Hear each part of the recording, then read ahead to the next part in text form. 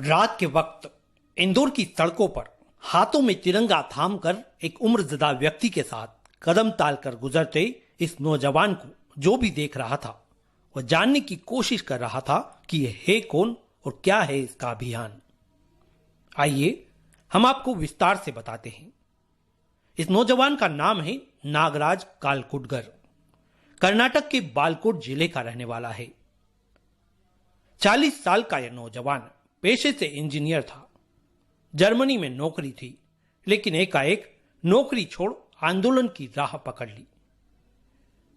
गले में लटकी अभियान को दर्शाती यह पट्टिका बताती है कि नागराज किसानों के आंदोलन में उनका साथ देने के लिए पदयात्रा कर कर्नाटक से दिल्ली की ओर अभी तक 4400 किलोमीटर पैदल चलने के बाद मध्य प्रदेश की हृदय स्थली इंदौर पहुंचा।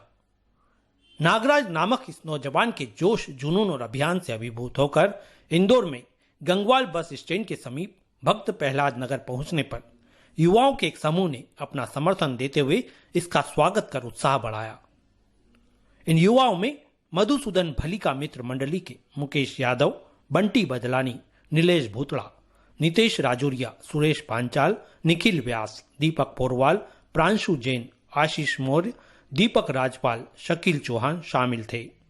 अभियान के साथ खुद को इंदौर में मिल रहे सम्मान से अभिभूत नागराज ने कहा कि वो इस प्यार और अपनेपन को कभी भूल नहीं पाएगा। सभी का शुक्रिया अदा करते हुए उसने कहा कि खुशी है कि युवा ही नहीं, हर उम्र और हर वर्ग का उसे इस अभियान के अंदर समर्थन मिल रहा है।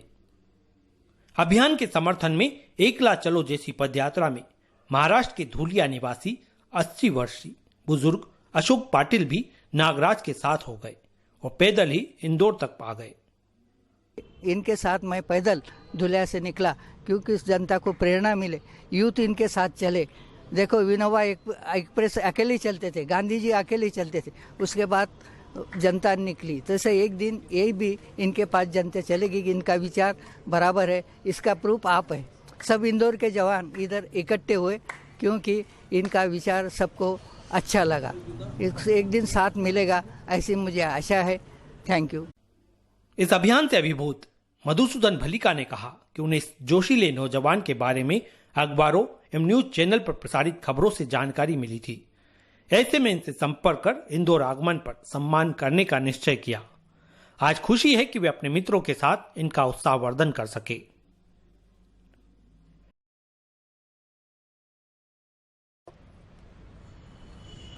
जब मुझे इनकी जानकारी लगी तो मैंने इनका नंबर जैसे तैसे निकाला और फिर मैंने इनसे संपर्क किया। मैंने कहा आप इंदौर निकल रहे हैं तो आपसे आग्रह है कि आप रास्ता कहाँ है हमें जानकारी दें, तो हम उस रास्ते में आपका स्वागत करना चाहते हैं। युवाओं को प्रेरणा मिलती है।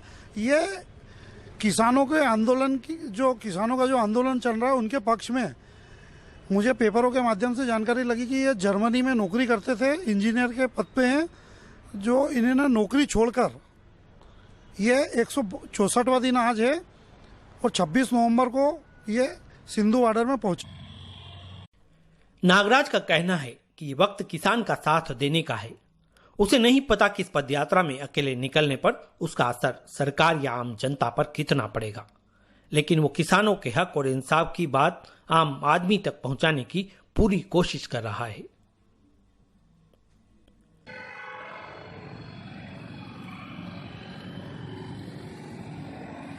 तौर पे एक बहुत बड़ा आंदोलन खड़ा हुआ है, चाहे कोई भी सरकार हो। और अब अभी किसान के साथ देना बहुत महत्वपूर्ण जो समय है।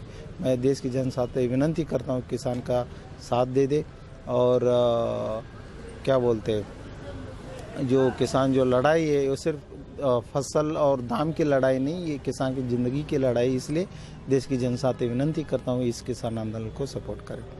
एक अकेले व्यक्ति हो के मुझसे जितना हो सकता है उतना देश और जनता के विचार बदलने की जो कोशिश मैं कर रहा हूँ। अगर देश में जो बदलाव लाने की बदलाव आ सकता है, ला सकते हो, इस देश जनता ही ला सकता है।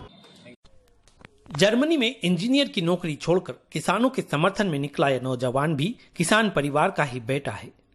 इसे नौकरी छूटने का गम नहीं है। कहता है जिंदगी लंबी है, उसमें 6 माह अगर किसानों की जिंदगी संवारने में दे दिए तो उससे बड़ा सुकून जीवन का दूसरा हो नहीं सकता। नागराज 26 नवंबर को सिंधु बॉर्डर पर किसान आंदोलन की पहली सालगिरह पर पहुंचेगा और आंदोलनरत देश के किसानों की आवाज के साथ अपनी आवाज भी बुलंद करेगा।